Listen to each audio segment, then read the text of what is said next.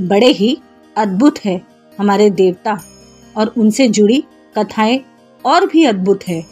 कहते हैं जब भगवान विष्णु जी का विवाह माता लक्ष्मी जी से तय हुआ तब देवलोक में बड़े हर्ष का माहौल था। सभी देवताओं को आमंत्रण भेजा गया। इंद्रदेव, ब्रह्मा जी, ऋषि मुनि, गंधर्व, अप्सराएं सभी को बुलाया गया, लेकिन भगवान विष्णु गणेश जी को बुलाना भूल गए। जय गणेश, जय गणेश, जय गणेश देवा। आप सबका स्वागत है दिव्य वाणी की इस पावन कथा में। आज हम सुनेंगे क्यों भगवान विष्णु जी ने अपने विवाह में गणेश जी को आमंत्रित नहीं किया और इसका परिणाम क्या हुआ।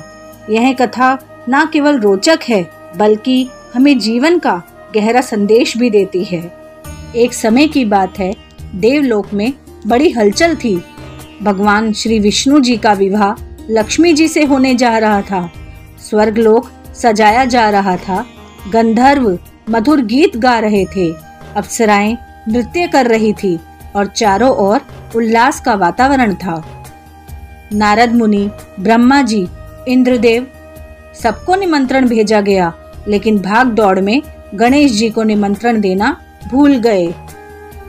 जब गणेश जी को यह ज्ञात हुआ कि विष्णु जी की शादी में सब आमंत्रित है पर उन्हें नहीं बुलाया गया तो वे बहुत दुखी हुए। गणपति जी के स्वभाव के बारे में तो सब जानते हैं, वे सरल है, लेकिन जब उनका अनादर होता है तो वे कठोर रूप भी धारण कर लेते हैं। गणेश जी ने सोचा, मुझे ना बुलाना इसका मतलब है कि वे मुझे कुछ समझते ही नहीं। मैं विघ्नहर्ता हूँ, शुभारंभ का देवता हूँ और बिना मेरे आशीर्वाद के कोई भी मंगल कार्य कभी सफल नहीं होता। गणपति जी ने मन ही मन निश्चय किया कि इस अपमान का परिणाम उन्हें अवश्य भुगतना पड़ेगा। अब देखना यह विवाह मेरे बिना कैसे पूर्ण होता है। इधर भगवान विष्णु सज धज कर बारात निकालने को तैयार थे। देवगण हर्षोल्लास से गीत गा रहे थे।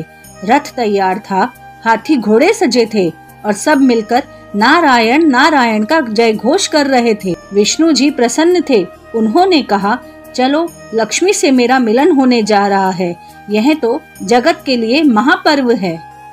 कहते हैं जब भगवान विष्णु बारात लेकर निकले तो गणेश जी ने अपने वाहन मूषक को आदेश दिया, जा मेरे प्रिय वाहन, विष्णु जी की बारात का मार्ग रोक दे। जब तक मुझे उचित सम्मान ना मिले उन्हें विवाह स्थल तक मत पहुंचने देना। मूषक जो छोटा सा था पर गणपति का आज्ञाकारी तुरंत निकल पड़ा। कभी वह घोड़ों की लगाम कुतर देता, कभी रथ के नीचे घुसकर उसे रोक देता, कभी मार्ग में मिट्टी खोदकर गड्ढे बना देता। देवताओं को समझ ही नहीं आ रहा था कि इतनी विशाल बारात को एक छोटा सा चूहा बार बार कैसे विफल कर रहा है।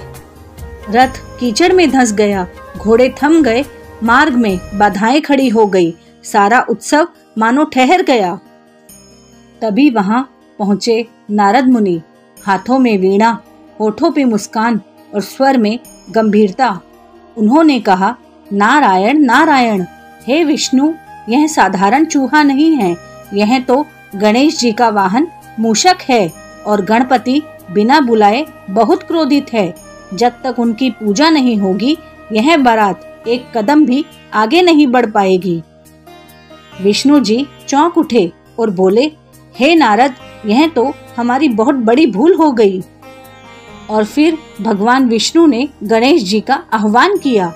तुरंत वहीं मार्ग में वेदी बनाई गई। विष्णु जी ने हाथ जोड़कर कहा, हे गणपति बप्पा, मुझे क्षमा करे, आप ही विघ्नहर्ता है, आप ही प्रथम पूज्य है। आपके बिना मेरा विवाह कैसे सिद्ध हो सकता है। कृपया आशीर्वाद दे और हमारी यात्रा को सफल बनाइए। गणेश जी प्रकट हुए और बोले, विष्णु, यह स्मरण रहे, जिस कार्य में मुझे अनदेखा किया जाएगा उसमें विघ्न आना निश्चित है, परंतु मैं दयालु हूँ, तुम्हें क्षमा करता हूँ। अब से जहाँ जहाँ भी विवाह का कोई शुभ कार्य होगा वहाँ सबसे पहले मेरी पूजा होगी। मुझे ना बुलाने का परिणाम सबको याद रहेगा। और गणेश जी के आशीर्वाद के बाद मूषक शांत हो गया। रथ सुचारू रूप से चल पड़ा। मार्ग सुंदर हो गया और विष्णु जी लक्ष्मी जी से विवाह के लिए आगे बढ़े। विवाह बड़े धूमधाम से संपन्न हुआ। देवताओं ने पुष्प वर्षा की, गंधर्वों ने गीत गाए, अप्सराओं ने नृत्य किया। तो दोस्तों, यह कथा हमें सिखाती है कि कोई भी कार्य कितना ही महान क्यों ना हो, वह तभी सफल होता है जब हम शुरुआत गणेश जी की कृपा से करें। यहाँ तक कि गणेश जी का वाहन मूषक भी जब उनके आदेश में हो तो देवताओं की विशाल बारात रोक सकता है। अहंकार नहीं बल्कि विनम्रता और श्रद्धा से हर कार्य की शुरुआत करनी चाहिए। यह कथा थी क्यों भगवान विष्णु ने गणेश जी को अपने विवाह में आमंत्रित नहीं किया और कैसे उनके वाहन मूषक ने पूरी बारात को रोक दिया। इसलिए हम सब हर शुभ कार्य की शुरुआत में कहते हैं, वक्रतुंड महाकाय सूर्यकोटि समप्रभा निर्विघ्नं कुरु मे देव सर्व कार्येषु सर्वदा। जय गणेश, जय गणेश। आप जुड़े रहे दिव्य वाणी के साथ, जहां हम लाते हैं आपके लिए भक्ति, श्रद्धा और आस्था से भरी ऐसी ही कथाएं। अगर वीडियो पसंद आए तो दिव्य वाणी चैनल को सब्सक्राइब करें और भक्ति की इस यात्रा में हमारे साथ जुड़े रहें।